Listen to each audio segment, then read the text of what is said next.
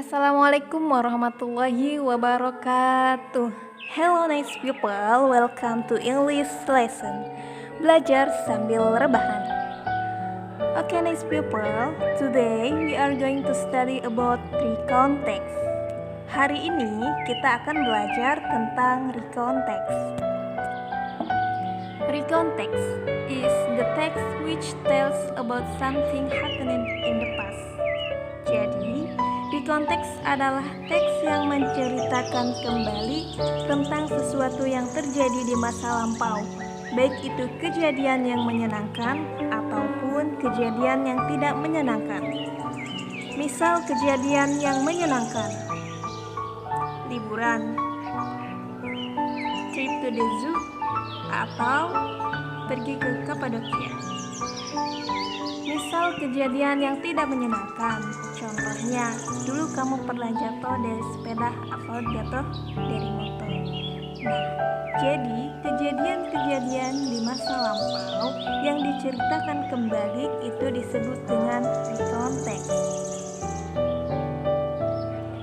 Ada beberapa tipe dari recontext. Yang pertama ada personal recon.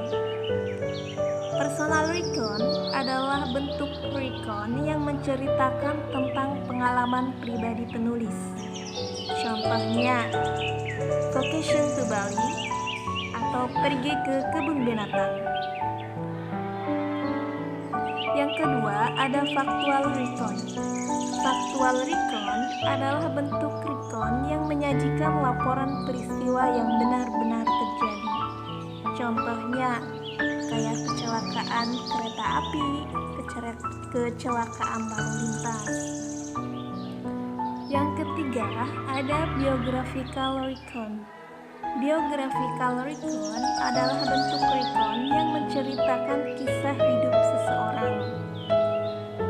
Contohnya biografi dari I.R. Soekarno. Contohnya lagi biografi dari Ibnu Sina. Jadi, biografi yang sering kita lihat, yang sering kita baca, itu adalah bentuk recon dari biographical recon. Yang ketiga, ada imaginative recon. Imaginative recon yaitu bentuk recon yang menyajikan cerita imajinatif berdasarkan kejadian yang terjadi. Imaginative recon ini misalnya kamu bermimpi, lalu mimpi itu kamu ceritakan kembali. Nah, itu termasuk imaginative recon. The purpose of recontext. Tujuan dari penulisan recontext. Yang pertama ada to share unique or unusual experience. Jadi untuk menge-share pengalaman yang unik. Yang kedua, ada to retell something unforgettable. Retell untuk menceritakan kembali kejadian di masa lampau. Yang ketiga, ada to give information about an incident. Jadi, untuk memberikan informasi tentang kejadian tertentu. Yang terakhir, to make the readers learn something. To make the readers, jadi untuk membuat para pembaca belajar sesuatu. Selanjutnya ada language features atau tata bahasa dari recontext. Yang pertama ada past tense. Misalnya, I went to Bali last week. Di sini menggunakan kata when. Misalnya lagi, I spent my birthday in Bandung. Di sini kata when dan spend itu menggunakan verb to atau kata kerja bentuk lampau. Yang kedua ada adverb of time. Keterangan waktu. Kalau dalam recontext, jadi keterangan waktunya itu jelas. Misalnya last week, 2 years ago, 5 months ago, dan seterusnya. Yang ketiga ada action verb atau kata kerja. misalnya played, work, broke, dan lain sebagainya. Yang terakhir ada conjunction. Conjunction itu adalah kata penghubung. Misalnya after that. Jadi ketika kita melakukan suatu kegiatan pasti ada after that, setelah ini, setelah itu, lalu, before, dan next, dan seterusnya. Oke, selanjutnya ada generic structure. Yang pertama ada orientation. Orientation adalah pengenalan informasi tentang siapa, di mana, dan kapan peristiwa itu terjadi. Nah, di sini ada gambar seperti gambar liburan, holiday in Bali. Last month, karena di sini sudah diawali oleh last month, maka sudah jelas ini orientation ya.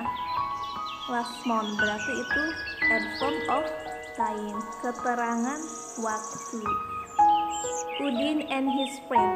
Siapa sih partisipan atau orang yang holiday in Bali ini?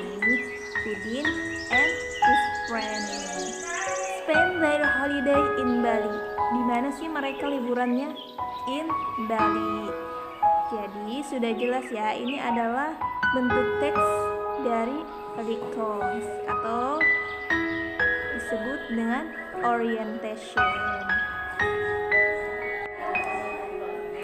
Yang kedua ada events. Events adalah rangkaian peristiwa yang ada di dalam cerita. Yang kedua ada events. Nah, contohnya misalnya holiday in Bali itu ngapain aja sih? Pertama, Udin and his friend played waves atau bermain ombak, atau misalnya setelah mereka bermain ombak, mereka bermain boot. Setelah itu mereka makan siang bersama. Nah, jadi urutan-urutan atau rangkaian-rangkaian kegiatan selama di Bali itu disebut dengan event. Selanjutnya ada reorientation atau kesan dari peristiwa yang dialami. Biasanya reorientation ini bersifat opsional, jadi kadang ada, kadang juga tidak ada. Contoh dari reorientation, they were very happy. Itu udah cukup. Selanjutnya kita akan menganalisis language features and generic structure-nya. Ini merupakan bentuk teks recount ya, karena di awal paragraf itu diawali oleh kalimat yesterday, di mana yesterday itu adalah language features dari adverb of time. Setelah itu my family and I itu berarti partisipan atau orang yang terlibat di dalam suatu peristiwa. Went to the zoo. The zoo itu termasuk adverb of place, jadi keterangan waktu. Di sini ada got, ada when, ada by, ada when lagi, dan masih banyak lagi. Itu termasuk action verb atau kata kerja.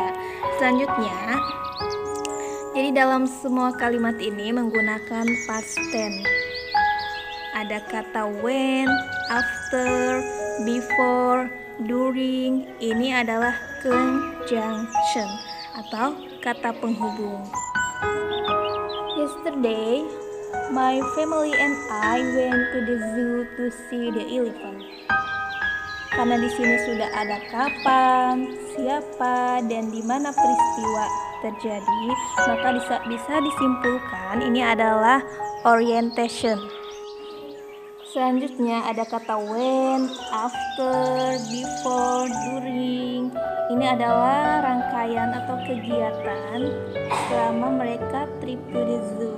Misalnya yang pertama ada berkebun binatang, setelah itu pergi ke shop, setelah pergi ke shop mereka membeli makanan-makanan, setelah itu memberikan makanan dan lain sebagainya. Nah, karena sudah ada urutan-urutan kejadian, maka bisa disimpulkan ini adalah events. Dan yang terakhir ada kesan, silent but happy. Jadi mereka itu capek tetapi senang. Nah, karena sudah ada kesan dari peristiwa tersebut, maka bisa disimpulkan ini adalah reorientation. Oke, demikian penjelasan dari saya. See you next time. Wassalamualaikum warahmatullahi wabarakatuh.